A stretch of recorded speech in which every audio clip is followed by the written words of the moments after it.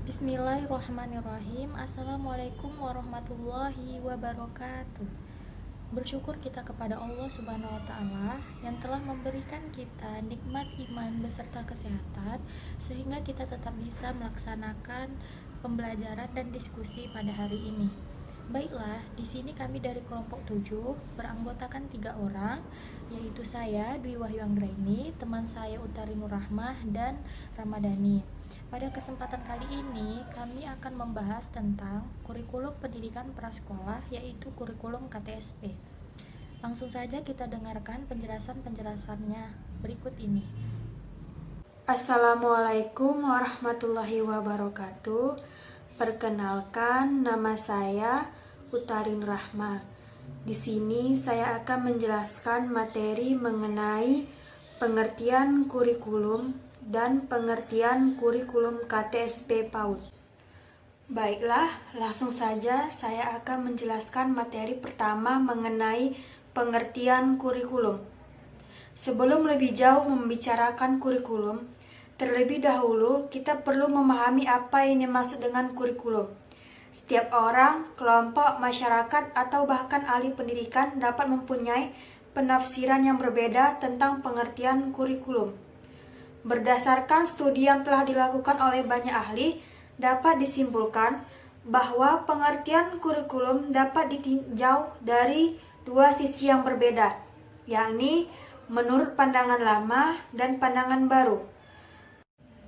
Pandangan lama atau sering juga disebut pandangan tradisional merumuskan bahwa kurikulum adalah sejumlah mata pelajaran yang harus ditempuh murid untuk memperoleh ijazah. Pendapat lain seperti yang dikemukakan oleh Romine, pandangan ini dapat digolongkan sebagai pendapat yang baru atau modern yang dirumuskan sebagai berikut. Kurikulum adalah komponen yang penting dan merupakan alat pendidikan yang sangat vital dalam kerangka sistem pendidikan nasional. Itu sebabnya setiap institusi pendidikan, baik formal maupun non-formal, harus memiliki kurikulum yang sesuai dan serasi, tepat guna dengan kedudukan, fungsi, dan peranan serta tujuan lembaga tersebut. Jadi, dapat disimpulkan bahwasannya kurikulum merupakan seperangkat rencana dan pengaturan mengenai tujuan, isi, dan bahan pelajaran serta cara yang digunakan sebagai pedoman dalam penyelenggaraan pembelajaran untuk mencapai tujuan pendidikan tertentu. Selanjutnya, materi kedua mengenai pengertian kurikulum KTSP PAUD. Kurikulum tingkat satuan pendidikan atau KTSP untuk PAUD adalah kurikulum operasional yang dikembangkan dan dilaksanakan sesuai dengan karakteristik satuan PAUD.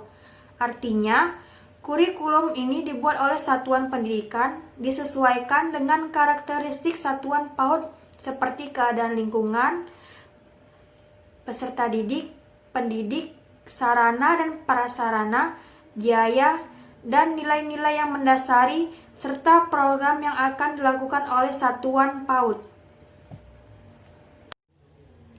Sekian penjelasan materi dari saya. Materi selanjutnya akan dijelaskan oleh teman saya. Baiklah, di sini saya akan menjelaskan dan melanjutkan penjelasan dari teman saya Utari Nurrahmah, yaitu tentang kurikulum pendidikan prasekolah, kurikulum KTSP. Kurikulum yang digunakan di jenjang pendidikan prasekolah, yaitu PAUD, pendidikan anak usia dini, adalah kurikulum KTSP. Kurikulum KTSP tahun 2006 tersebut pada dasarnya isinya adalah kurikulum berbasis kompetensi dan tetap mengacu pada KBK tahun 2004. Kurikulum PAUD disiapkan oleh satuan PAUD yang bersangkutan sesuai dengan kebutuhan anak dengan mengacu pada Permendiknas nomor 58 tahun 2009 tentang standar PAUD. Kurikulum disusun harus memperhatikan seluruh potensi anak agar dapat berkembang secara optimal dengan memadukan seluruh aspek pengembangan. Kurikulum dikembangkan sesuai dengan situasi peserta didik pada waktu dan daerah di mana kurikulum itu digunakan. Kurikulum di lembaga pendidikan anak usia dini itu terbagi menjadi dua kategori, yaitu kurikulum pendidikan formal dan kurikulum pendidikan non-formal. Landasan hukum penyelenggaraan pendidikan prasekolah itu pertama terdapat dalam Undang-Undang Nomor 20 Tahun 2003 tentang Sistem Pendidikan Nasional. Yang kedua tentang Peraturan Pemerintah Nomor 19 Tahun 2005 tentang Standar Nasional Pendidikan. Yang ketiga, Permendiknas, Peraturan Menteri Pendidikan Nasional Nomor 58 Tahun 2009 tentang Standar Pendidikan Anak Usia Dini. Dan yang terakhir adalah Peraturan Presiden Nomor 5 Tahun 2010 tentang RPJMN tahun 2010 sampai 2014.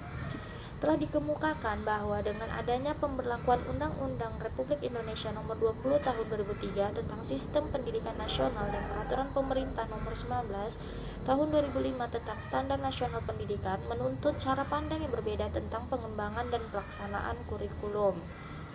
Pengembangan kurikulum tingkat satuan pendidikan atau KTSP mengacu pada standar pendidikan SNP dengan terbitnya Standar Nasional PAUD Nomor 58 Tahun 2010, maka diharapkan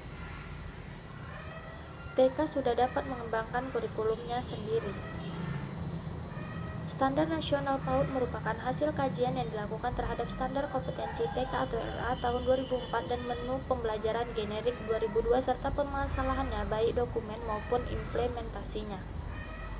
Selanjutnya, Standar Pendidikan Nasional PAUD merupakan pengelompokan dari 8 standar nasional pendidikan. Standar PAUD tersebut dikelompokkan menjadi 4, yaitu standar tingkat pencapaian perkembangan, standar pendidik dan tenaga kependidikan, standarisasi isi, proses dan penilaian, dan standar sarana dan prasarana, pengelolaan dan pembiayaan. Selanjutnya, tujuan. Sesuai dengan standar nasional PAUD, maka tujuan yang hendak dicapai merupakan tingkat pencapaian perkembangan yang dijabarkan dari aspek perkembangan. Yang pertama, lingkup perkembangan. Tingkat pencapaian perkembangan ada 4-5 tahun dan usia 5-6 tahun. Yang pertama itu nilai agama dan moral. Pada anak usia 4-5 tahun itu sudah bisa mengenal Tuhan melalui agama yang dianutnya, menirukan gerakan beribadah, mengucap doa dan doa sebelum ataupun sesudah melakukan sesuatu. Sedangkan anak 5-6 tahun itu udah bisa mengenal agama yang dianut, membiasakan beribadah, memahami perilaku manusia, jujur, penolong, sopan, hormat dan sebagainya. Yang kedua itu fisik motorik kasar, di mana anak 4-5 tahun menirukan gerakan binatang, pohon, pesawat, melakukan gerakan menggantung dan lain sebagainya. Sedangkan anak usia 5-6 tahun itu melakukan gerakan tubuh secara terkoordinasi untuk melatih kelenturan. Selanjutnya, motorik halus, di mana anak 4-5 tahun mempunyai garis vertikal horizontal, lengkung kiri kanan, miring kiri kanan, dan lingkaran, menjiplak bentuk. Sedangkan anak usia 5-6 tahun yaitu bisa menggambar sesuai gagasannya, meniru bentuk, melakukan eksplorasi dengan berbagai media dan kegiatan. Selanjutnya, kesehatan fisik, di mana anak usia 4-5 tahun memiliki kesesuaian antara usia dengan berat badan, memiliki kesesuaian antara usia dengan tinggi badan. Sedangkan anak usia 5-6 tahun memiliki kesesuaian antara usia dengan berat badan, memiliki kesesuaian antara usia dengan tinggi badan.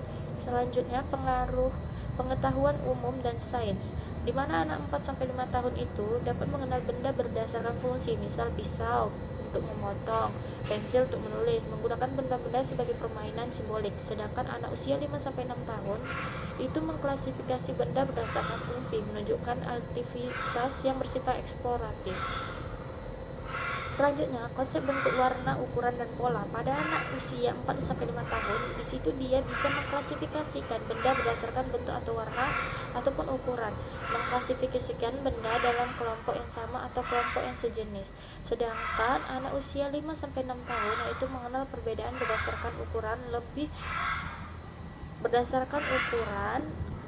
lebih atau dari, kurang dari, dan paling. Sedangkan konsep bilangan, lambang bilangan huruf, anak usia 4-5 tahun itu mengetahui konsep banyak dan sedikit, membilang banyak benda satu sampai penuh. Sedangkan usia 5-6 tahun menyebutkan lambang bilangan 1-10 serta mencocokkan bilangan. Bahasa, menerima bahasa, menyimak perkataan orang lain, mengerti dua perintah yang diberikan bersamaan. Sedangkan anak usia 5-6 tahun mengerti beberapa perintah secara bersamaan.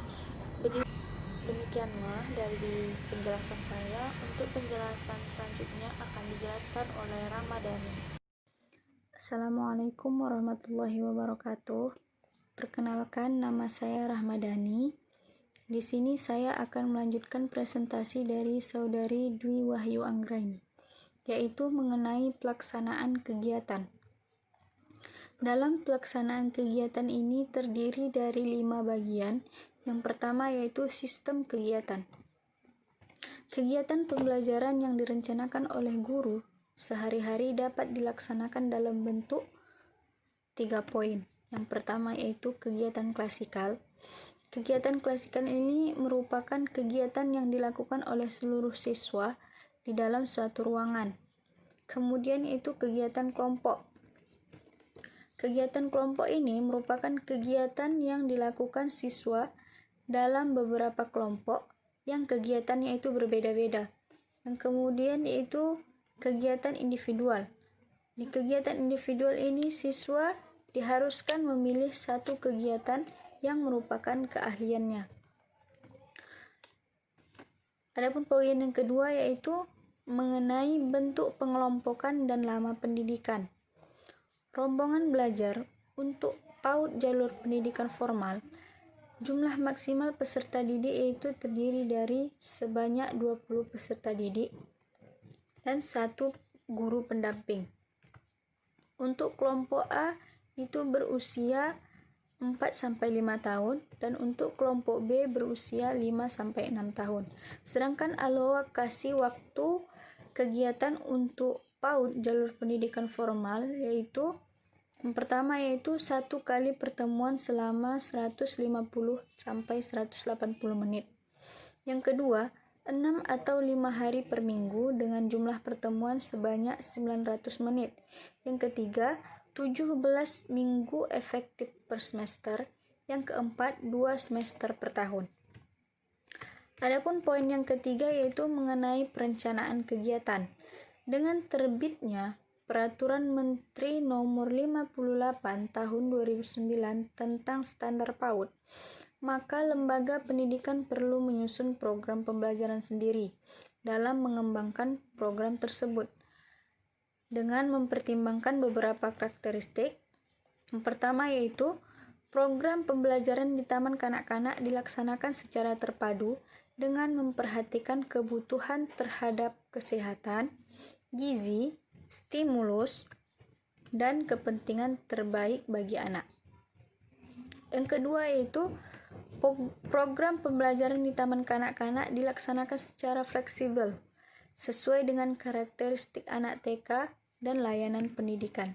Yang ketiga yaitu program pembelajaran di taman kanak-kanak dilaksanakan berdasarkan prinsip belajar melalui bermain dengan memperhatikan perbedaan individual, minat, dan kemampuan masing-masing anak tersebut. Yang keempat yaitu dilengkapi dengan perencanaan pembelajaran. Yang pertama yaitu semester, yang kedua rencana kegiatan mingguan atau RKM, yang ketiga rencana kegiatan harian atau RKH. Poin yang keempat mengenai prinsip pelaksanaan. Prinsip pelaksanaan terdiri dari beberapa poin. Yang pertama yaitu mengintegrasikan kesehatan gizi pendidikan, pengasuhan, dan perlindungan. Kemudian pembelajaran dilaksanakan melalui bermain. Kegiatan pembelajaran dilakukan secara bertahap, berkesinambungan, dan bersifat pembiasaan. Kemudian pemilihan teknik dan alat penilaian sesuai dengan kegiatan yang dilaksanakan. Nah, di sini juga tidak lupa dengan memanfaatkan lingkungan dan melibatkan orang tua atau keluarga. Selain hal yang tadi, dalam pelaksanaan kegiatan juga harus memperhatikan yang pertama yaitu pengaturan ruangan kelas. Yang kedua, memperhatikan pengaturan alat atau sumber belajar. Alat sumber belajar ini terbagi dari 2 poin. Yang pertama yaitu sumber belajar di dalam ruangan, lalu sumber belajar di luar ruangan. Nah, adapun poin yang kelima yaitu penilaian. Penilaian adalah proses pengumpulan dan pengolahan informasi untuk menentukan tingkat pencapaian perkembangan anak, yang mencakup yang pertama yaitu teknik penilaian, yang kedua lingkup, Yang ketiga, pengolahan hasil. Yang keempat yaitu tindak lanjut.